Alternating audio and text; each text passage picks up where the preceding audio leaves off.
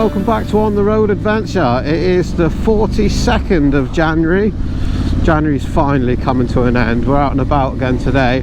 Sun's shining at least, but it's only about 8 degrees. But we've just ridden along a road that comes out of Exeter and goes along the river, and it's absolutely beautiful. I can see a swan over there flapping his wings. You probably can't see that. It makes me so happy to be on the bike. When I was getting ready to go on the bike, I was finding out reasons why shouldn't I and how it's too cold to actually go out. But once you're on the bike, you're fine. I'm glad I actually did decide to come out today. We decided we'll stick to the mainish roads today. It's so tempting on a day like this to go riding through the Devonshire lanes. It's absolutely beautiful when the sun's out. Even though it's a winter morning, it's just really nice. But you've got to watch out.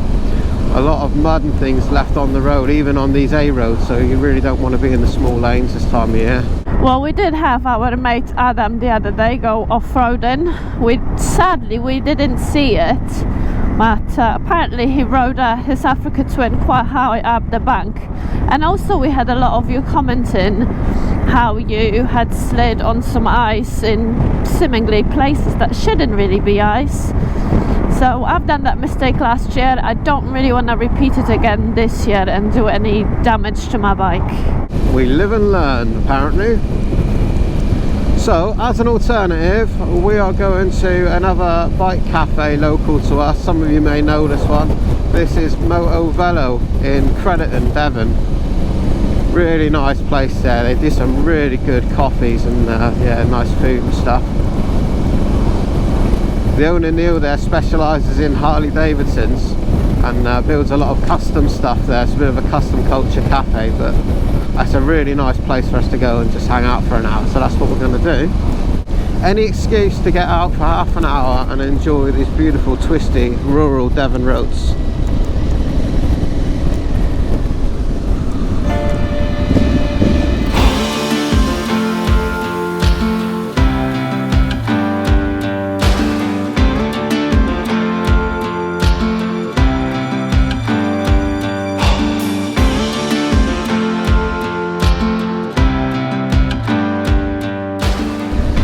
Gotta love these beautiful Devon villages, all the thatched houses and cottages and old churches. Some amazing history around here, and it's a shame because we know very little about it. Also, once you live here, it sort of becomes the usual norm and you get amazed by anything else outside of the country. Yeah, it really does. But not here. So often we see people in the comments comment on how beautiful Devon is and you know, the places that we're driving by, and it's just our everyday route. So as Eva says, you just take it for granted. But there's so many really nice big grand estate houses and really beautiful places around here.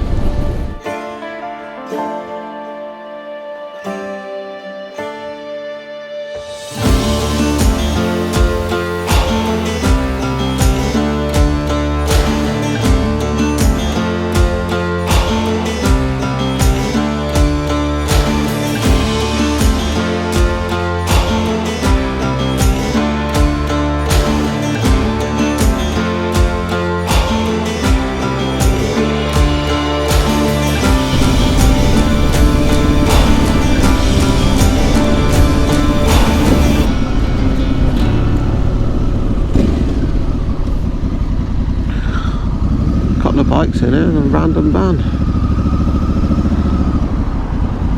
Well, there's a CB, I think it's a CB 400N Super Dream. Look at that. You've no idea what that is, have you? But I can tell you that your old man's got one of those. They're a bit older, I think. Yeah, I think his is a 250 Super Dream.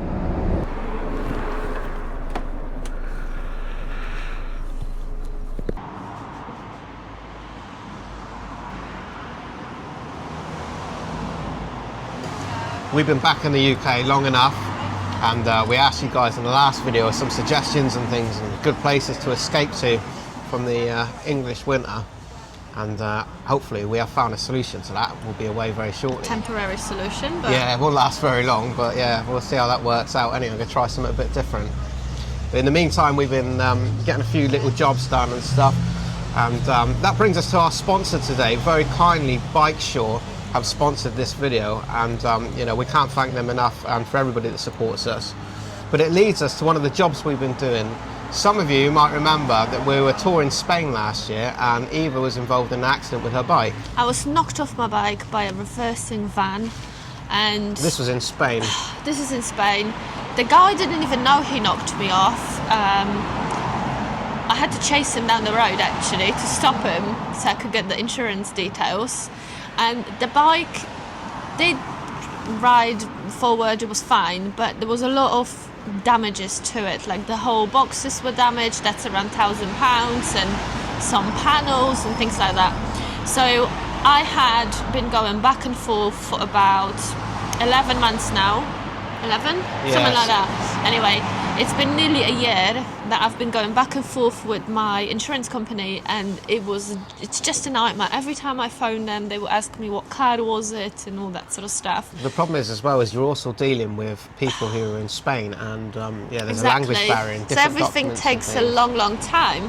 And at the same time, I feel like if I had my bike insurance with a company that understands motorcycles and understands the nature of it, it would be much easier for me to deal with the claim. But right now, it's absolute nightmare, and it's still nowhere near the end. We're trying to explain parts. So panniers, for example, when you say that to the guy at the insurance company who deal with all kinds of vehicles, he doesn't understand what you're talking about. He doesn't understand what's broken.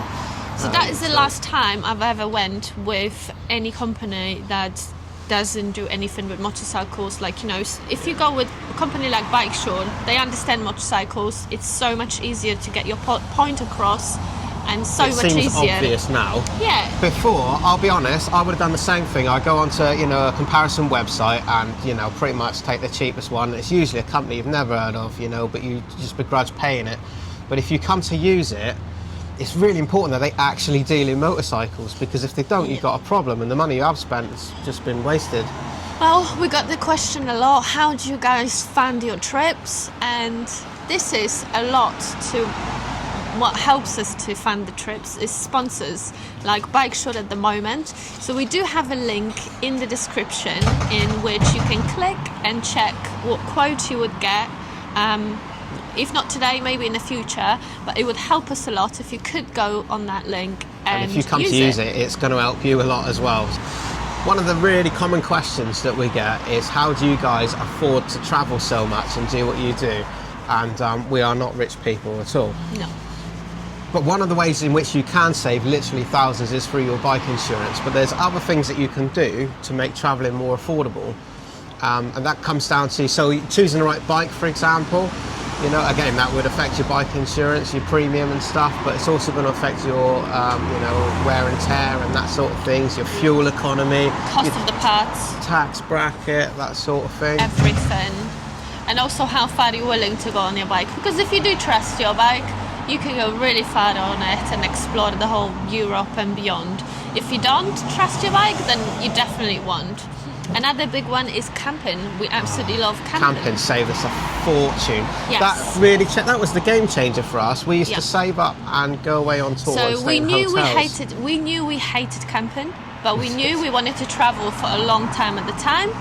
And Bit of a compromise. camping was just the obvious choice, so that's what we do it. We haven't loved it to start from the start, but we actually love it and miss it so much in the winter. We do think sometimes we should just go and camp in the winter in the UK, but it's a mad bath at the moment in most campsites. But going back to the savings, so before, if you were travelling either UK or Europe, whatever, you can allow £100 a night for, you know, a half decent hotel or whatever. But camping, you can be £20 a night. So what you would spend in one night in a hotel, you can go away for 5 nights. 5 nights camping.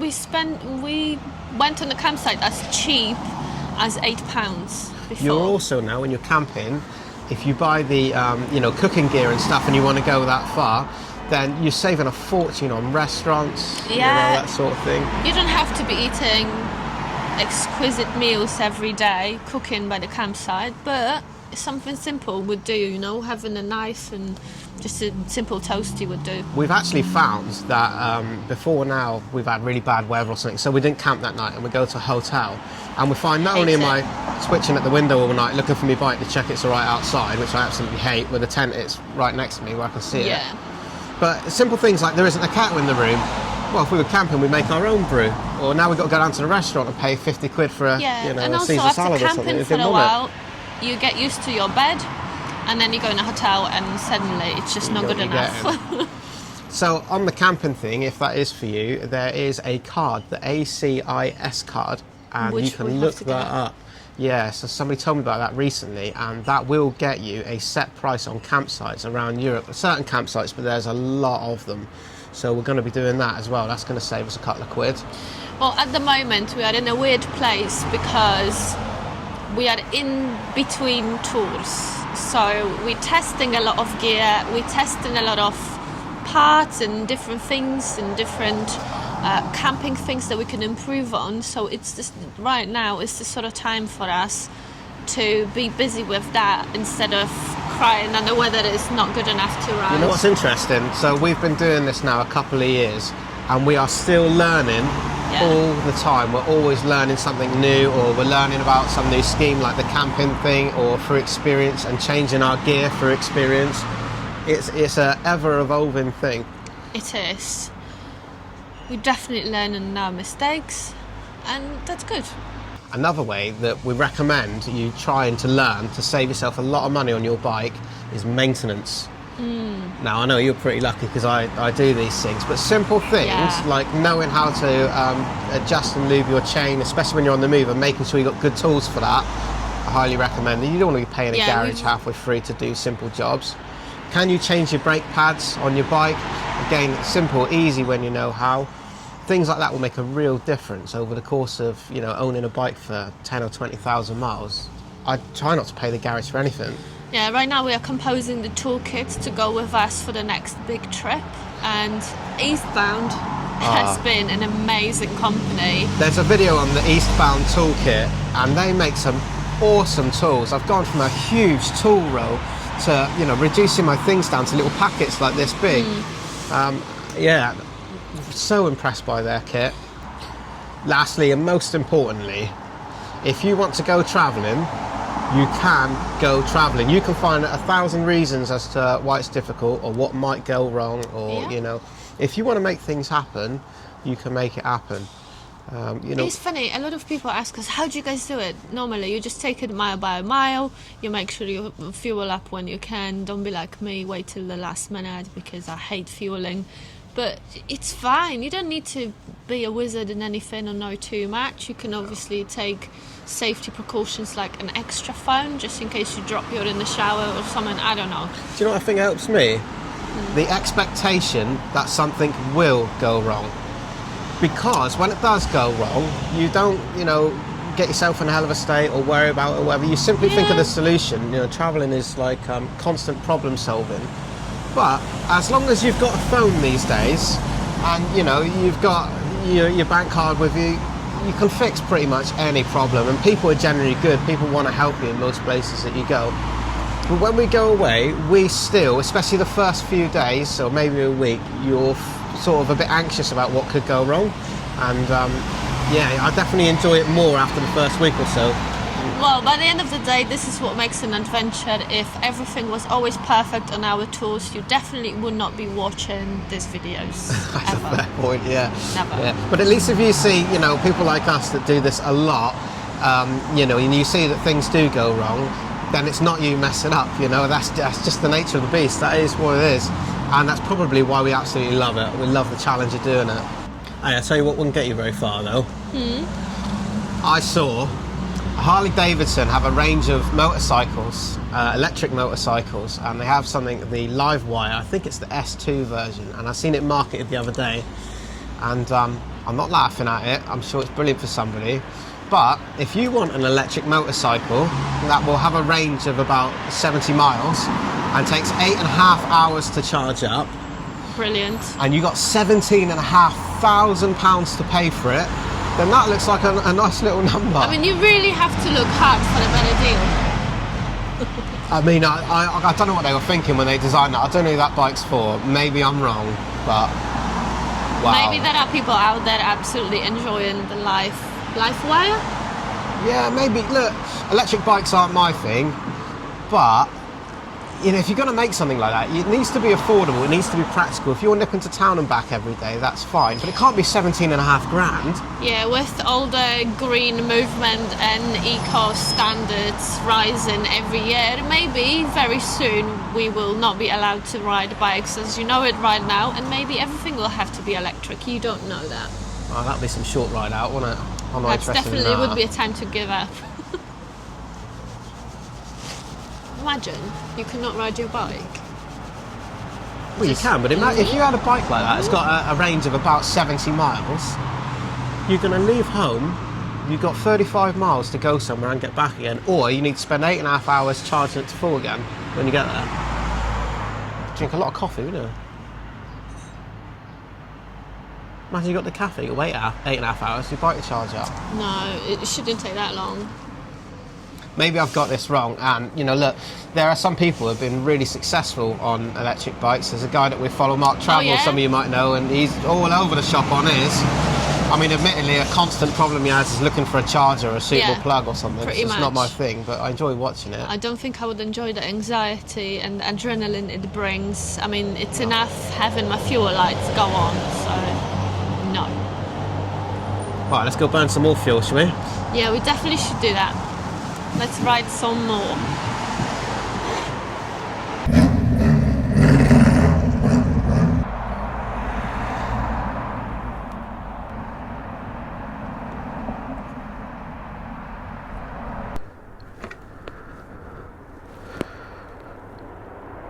One thing for sure, I cannot wait to get into my case. Oh, so cold. It's freezing. What's the temperature on your bike, does it say? According to the bike, it's 13 degrees. I can't believe that for a moment. No, something dodgy going on here.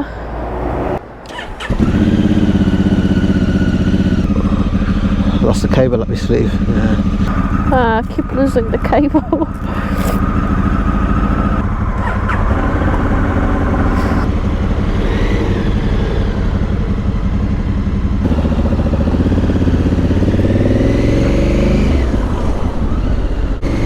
What a banging coffee in there, as always. If ever you're in Devon, come through Crediton and stop at Union Road Motor Velo. It's amazing.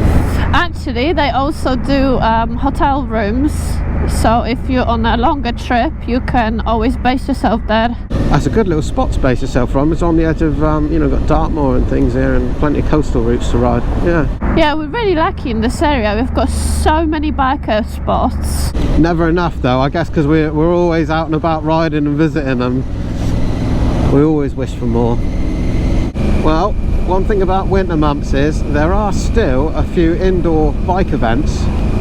So February is nearly upon us, and that means MCN bike show at XO in London. I've never been to that one yet.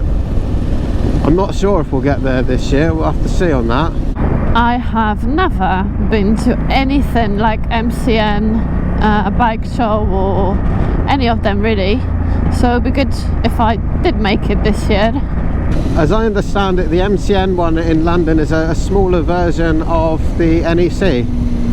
Whoa, did you see that? Yeah, that's always the trouble with a sports bike. It's just that temptation, to give it the beans all the time.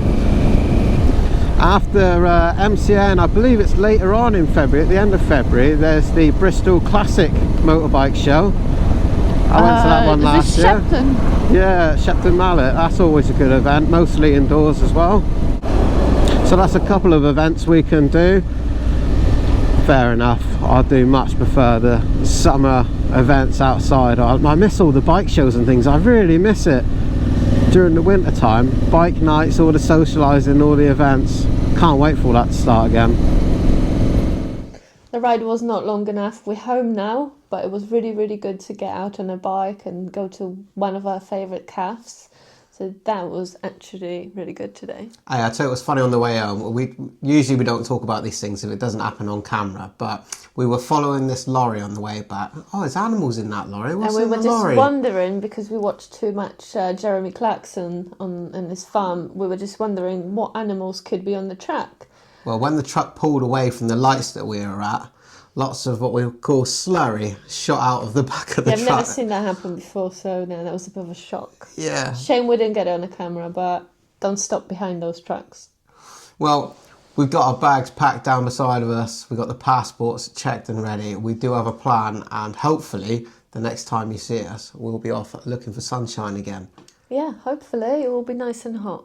So thanks very much for joining us. Join us on Facebook, Instagram, and of course, if you've not got yourself a t-shirt yet, you can find all the links in the description below, as well as that link for the Bike Shore insurance. So if you need an insurance quote, grab that as well. We'll see you in the next one. Love you, bye. Love you, bye.